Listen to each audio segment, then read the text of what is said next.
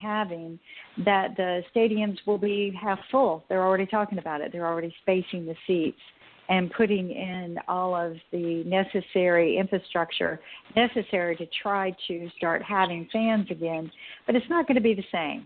If any of us have been to a game, it's just not going to be the same, where you're elbow to elbow with people. Maybe I might like that better. Personally, I might like that better. But I think the games are going to cost more to go to. And it's going to be interesting watching how the players react, working together, working out. I heard somebody say, when we play ball, we put spit on the ball. Well, you can't do that anymore. That's not good. Unless everybody's going to be out on the ball field with hand sanitizer. I don't think that's going to happen. So sports are different, like the guys in cricket we're talking about. Mark, you were there. Well, you might have been there. I don't know if you were on that one. They were talking about we sweat, we spit, we're all over the place with it's a virus-spreading sport. So these are things that they have to take into consideration. I think sports like football and hockey, they're more in the winter, but they're like in a great uniform. I mean, my God, they got helmets on. Adding a mask to it probably wouldn't kill them, except that it might suffocate them. But I think that the uniform is helpful, and I think if they learn some good practices, like constantly washing their hands or sanitizing their hands, it's doable. But I think right now fantasy is all we got. And virtual. We have been working on virtual games, and I don't know if anyone watched the virtual basketball game the other day where everyone was playing from their home. That was interesting. So, so we are going to probably see more virtual sports and more stuff like that. But I can tell you there's one that is on the board of the Carolina Theater and has worked in some concerts that a lot of the concert people are just like sports. They're thinking that the 2020 season is pretty much a wash, that we won't see any major concerts. I think the Carolina Theater will start showing movies maybe in June, at, like y'all said, about a third capacity or something like that. And if there is luck and if things go well, we might start seeing some performances, but I doubt it'll be any of the major national performances, but maybe some of our local and regional artists in like the month of September, August maybe, and or October. But it's definitely going to be more late summer, early fall. So it does look like concerts and the whole industry. I've talked to some friends of mine even and Seneca probably can add to this as well in the movie industry, that'll talk about the fact that Hollywood movies are probably not going to happen, and a lot of folks, even our big TV shows like The View and Saturday Night Live, are literally doing them from their house. And sometimes people wonder if they're doing a good job of doing them from their house, because some of them are not the best produced works in my mind. Can you start seeing they're going to have a lot of movies come out. They're still going to have a lot of movies come out. They're going to have a lot of movies come out still. They're just going to have to wait to get everything ready to roll, but everything's been delayed. So right now we're in that void. It's just that we have to wait a few more months to get to that stuff that was supposed to come out now or the summertime out, not until about the fall. But as soon as that happens, then we'll be able to start making new stuff. Actually, so you're thinking that the movies this has been a good time. Yeah, some producers, this has been really good time. Like Henny Morales said, he filmed a lot already, so he's just using this time as doing all his producing, right? He's doing all the cut and editing right now. So yeah, you're right. Yeah, but I'm interested to see what happens moving forward with streaming. So you got to think like the Trolls World Tour movie. It didn't go to theaters; it came straight to streaming, which was revolutionary when you really think about it, with the marketing budget behind that movie. So I'm wondering, as this thing continues, will we see more of that? A lot of movies have been pushed back that were slated to come out over the last couple of months, and they can only push them back so far. Well, I guess they can only push them back so far, but I'm wondering, will other studios take that trend if they can, say, push it to Amazon or another streaming platform, Apple TV, for example, where people would have to just pay for it directly and in the comfort of their home. Well, that's going to be a problem, too, because the theaters have had to file bankruptcy, which they were going to be doing that probably anyway. They've all been struggling. AMC has been struggling. I know a couple of the general managers. And so that's been an issue for quite some time anyway. But drive-in movies, they're already starting to pop up all over the place. So that might be something that we see coming back. Some of our old ways of doing things. Drive-in movies were great. I thought they were awesome.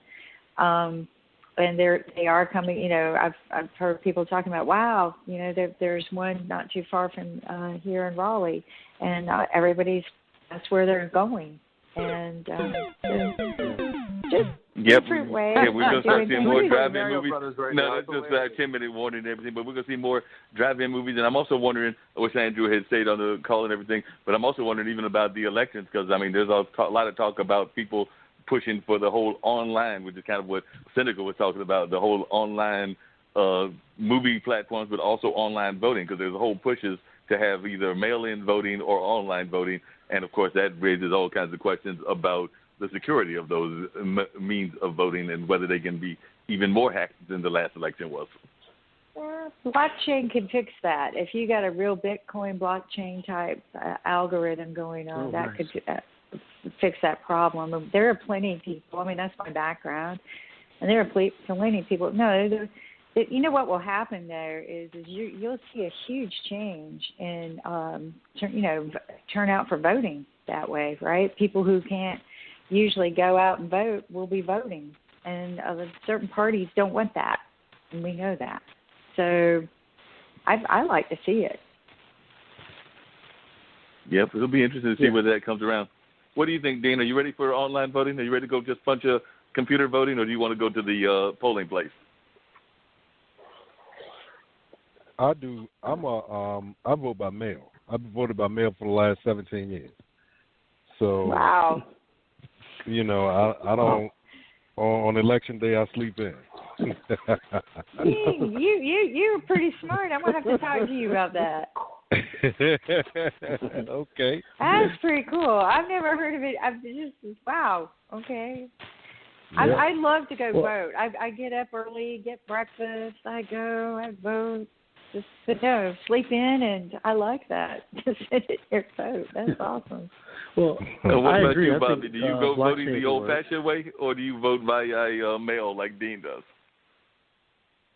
I do early voting. I think online would be really, really cool and convenient for me. I worry about folks who don't have access to that online platform. But the way that my laziness has been set up for the past few weeks, online would work just fine.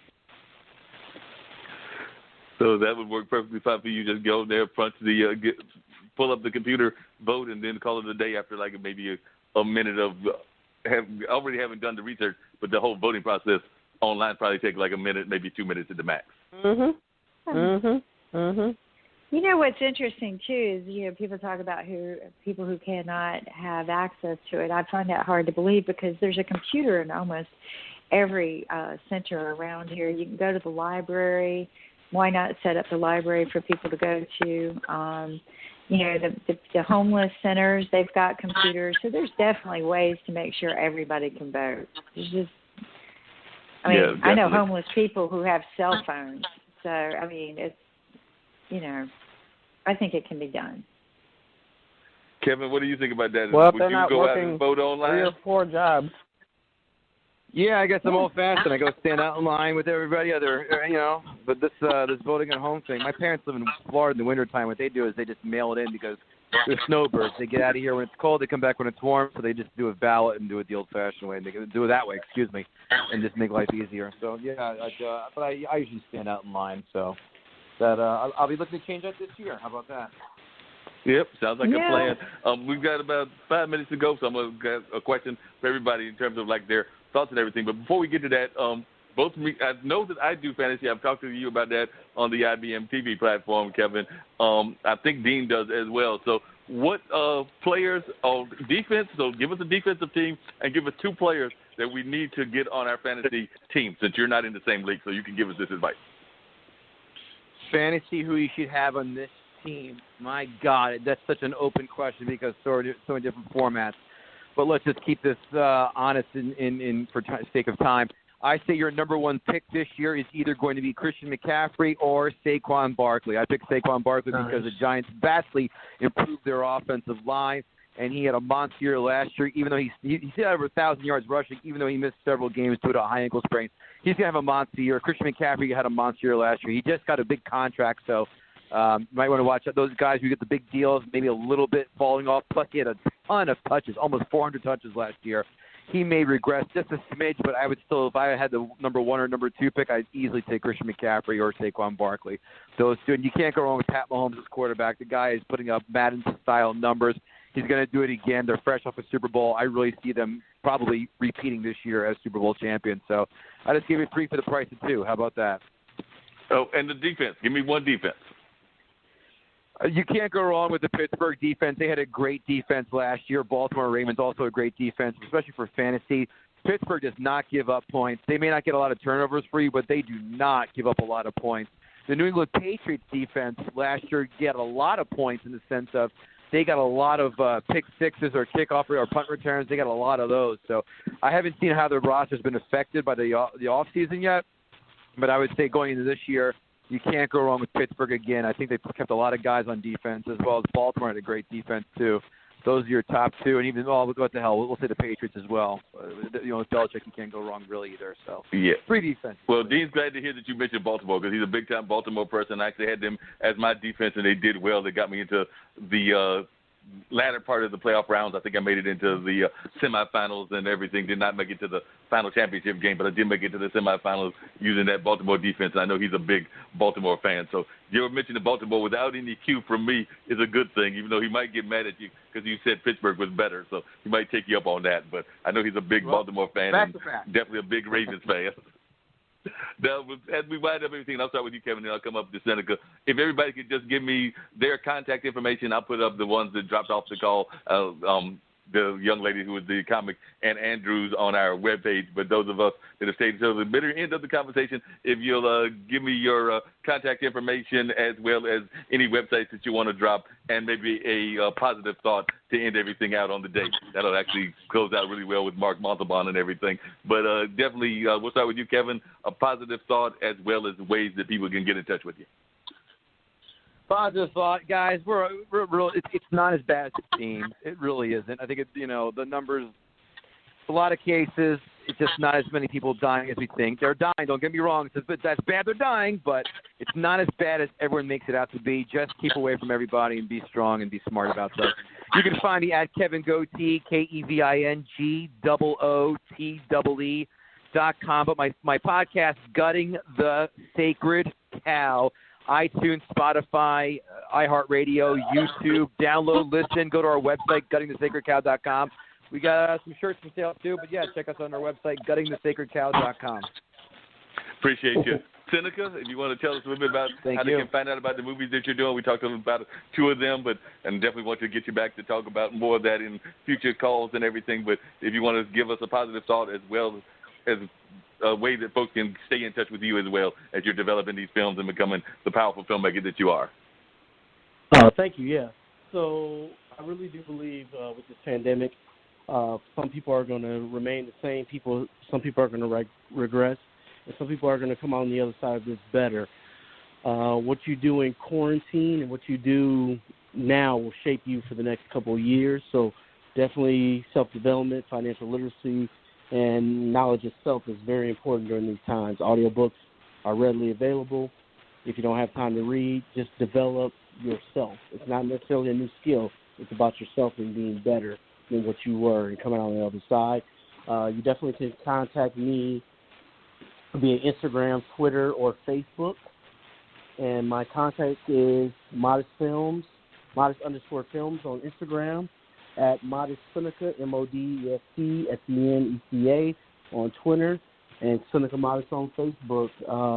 Definitely support the initiative we're doing for North Carolina Central with family business, El Vito, to send some kids to college, and I'm going to keep filming and share my vision with the world. Appreciate that. Dr. Banks, tell us about how they can get in touch with you and your positive thought for the as we wind everything down. Sure. I am Bobby Banks, and on Twitter and Facebook, on Instagram and LinkedIn. My father is, he never follows instructions, so my name is spelled a little bit differently.